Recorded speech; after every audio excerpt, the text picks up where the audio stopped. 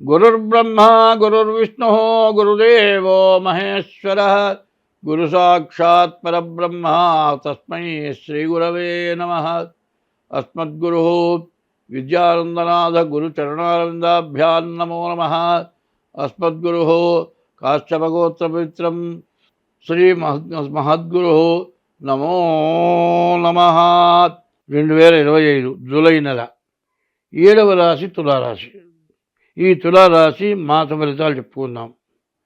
రవి బుధులు కలిసి ఉన్నారు. బుధాదిత్య యోగం మంచి యోగం. గురువు 9 ఉంటున్నాడు, శుక్రుడు 8 ఉంటున్నాడు, శని 6 ఉన్నాడు, కూజ కేతువులు ఏకాదశంలో ఉన్నారు. వా ఎంత బాగున్నదో. మేషం దగ్గర నుంచి తుల వరకు వచ్చే లోపల తులకి ఉన్నటువంటి మంచి ఏ రాశిలో కనపడలా. ఇది గోచారం. గోచారం అంటే 25 వంతులే జరుగుతుంది. దీంట్లో ఈ రాశిలో మీకు 25 వంతులు అంతా మంచే జరుగుతుంది. అది మాత్రం కరెక్ట్. అయితే దాన్ని చెడగొట్టడానికి జన్మలగ్న రీత్యా గ్రహాలు ఏమన్నా భాగాలు ఏవేమో చూడాలి. ఈ రాశి వాళ్ళు చదువు బాగా సాగుతుంది.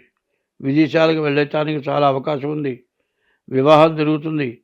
మంచి సంతానం కలుగుతారు. మరి వాహనాలు కొనుక్కునేవాళ్ళు వాహనాలు కొనుక్కుంటారు. వ్యాపారం బాగా సాగుతుంది. భూమి, ఇళ్ళు, స్థలాలు, పొలాలు కొనుక్కోవడానికి బాగా అవకాశం ఉంది. అందరితో మంచిగా మాట్లాడతారు. మీరు పుట్టిండిలగాయతో 100 సంవత్సరాల లోపల ఈ నెల లాంటి మంచి రోజును మళ్ళీ మీరు ఎప్పుడు చూడబోరు.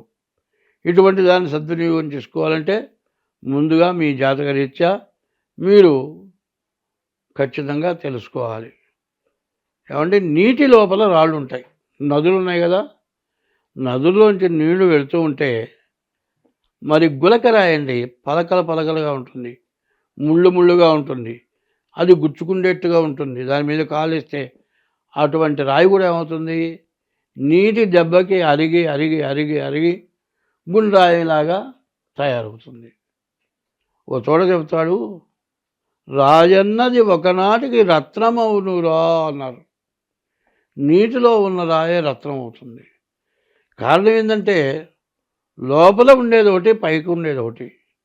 ఇప్పుడు మనకు ఉండేది లోపలంతా విషమే, అమృతం మన దగ్గర లేదు. అమృతం కనుక ఉంటే, మన మనస్తత్వం మంచిదై ఉంటే మనం బాగుంటాం, అందరూ బాగుంటారు. విపరీతమైన స్వార్థం. ఎవరు ఏమైనా అయిపోని, మనం బాగా సంపాదించుకోవాలి, మనం బాగుండాలి. ఇతరుల దగ్గర దోచుకున్నా బాధ లేదు, వాళ్ళు ఏమైపోయినా పర్వాలే.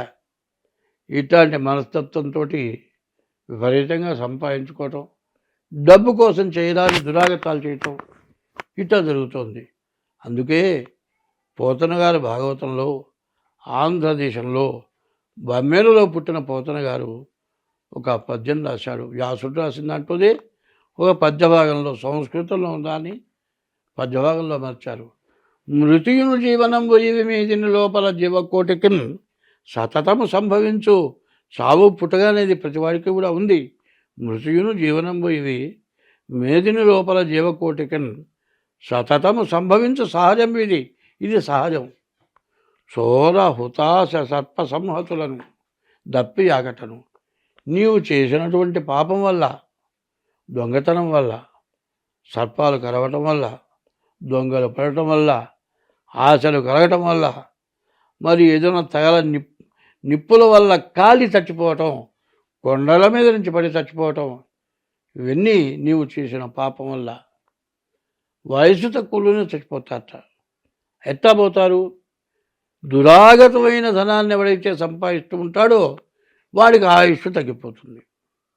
మరి మంచిగా ధర్మంగా ఎవరైతే బతుకుతారో వాళ్ళు వృద్ధాప్యం వచ్చేంత వరకు 120 సంవత్సరాల ఆయుష్ ఇచ్చారు. కానీ ఆశీర్వదించేటప్పుడు శతమానం భవతి శతాయు పురుష శతేంద్రియ, 100 సంవత్సరాలు. పురుషత్వం అంటే ధర్మ సత్యాలకు కట్టుబడి జీవించమని ఆశీర్వదిస్తారు. 100 సంవత్సరాలు ఆయుష్ ఇస్తున్నారు. కానీ మానవుడి జన్మ 120 సంవత్సరాలు. 60 సంవత్సరాలకి మరి అశ్విని దగ్గర నుంచి అక్షయ వరకు 60 సంవత్సరాలు, అది షష్ఠి పూర్తి. మళ్ళీ ఇంకో 60 సంవత్సరాలు బతకాలి. ఈ 120 సంవత్సరాలు ఎవరైతే బతుకుతారో వాళ్ళకి మళ్ళీ జన్మ లేదు. జన్మంటూ ఉండాలి అంటే బాల్యం, యవ్వనం, కౌమారం, వార్ధక్యం, 4 రకాల జన్మలు ఉన్నాయి. ఈ 4 జన్మల్లో పుణ్యం చేయాలి. ఈ పుణ్యం చేసుకుంటేనే నీకు వయస్సు ముదురుతుంది. కనీసం ఇప్పుడు 70 సంవత్సరాలు వస్తే పూర్ణాయుర్దాయం కింద లెక్కేస్తున్నారు. ఇప్పుడు నా వయస్సు 80 సంవత్సరాలు. కానీ ఎన్ని కష్టాలు వచ్చినా, ఎన్ని బాధలు వచ్చినా ఆత్మహత్య చేసుకోకూడదు. ధర్మంగా బతకాలి. ధర్మో రక్షతి రక్షిత. నీవు ధర్మాన్ని నువ్వు రక్షిస్తే నిన్ను ఆ ధర్మం ఎప్పుడు రక్షిస్తుంది. ఎన్ని రోగాలున్నా రోగాల దారి రోగాలు పోతాయి, మనిషి దారిన మనిషి బతుకుతాడు. రమణ మహర్షి అన్న ఆయనకి రాచపుండు పుట్టింది, కానీ ఆయన అసలు దాని గురించి ఆలోచనే చేయలేరు. మనం ఎప్పుడు చెడు గురించి ఆలోచిస్తున్నాం, కానీ మంచిని గురించి ఆలోచించేవాళ్ళు 100కి 10 మందన్నా ఉంటేనే ఈ ప్రపంచం నిలబడుతుంది. కాబట్టి ఈ రాశి వాళ్ళకి చాలా బాగుంది. దీని గురించి చెప్పాల్సినంత అవసరం కనపట్టలేదు. మరి ఎక్కడున్నా వజ్రం వజ్రమే, వజ్రం వజ్రేన భీయతే అని ఈ రాశి అంతా మంచి మేలు జరిగే లక్షణాల్లో ఉన్నాయి. తను బతికి 10 మందిని బతికించేటువంటి స్థితిలో ఉంది ఈ రాశి.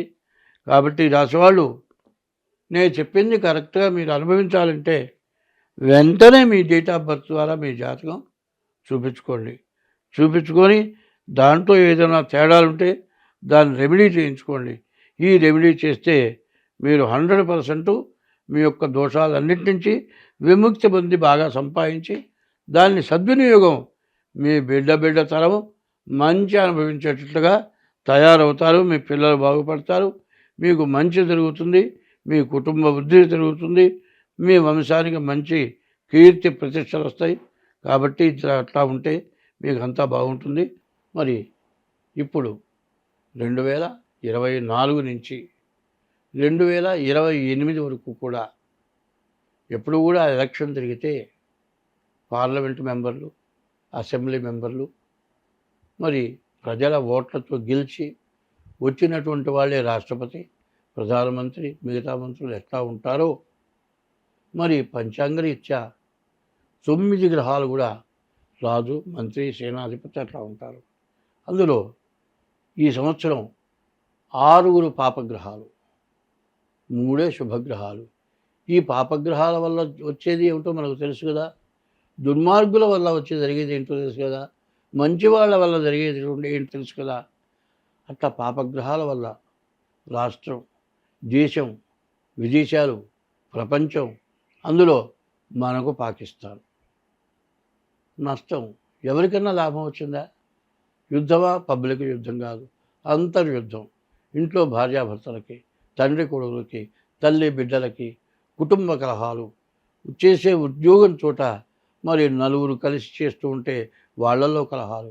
ఇట్లాంటి కలహాల వల్ల ఎవరి బ్రతుకు వాడు బ్రతకలేక మనస్సు పాడైపోయి తిన్న తిండి మనకు ఒంటికి పట్టక మనస్సు పిచ్చివాళ్ళగా తయారైపోయి అందరూ బాధలు పడుతున్నారు. అటువంటి వాళ్ళందరినీ కూడా యక్కర్త జగతాం భర్త సంహర్త మహసాం నిధి ప్రణమామి తమాదిత్యం బహిరంతస్తమోపహం.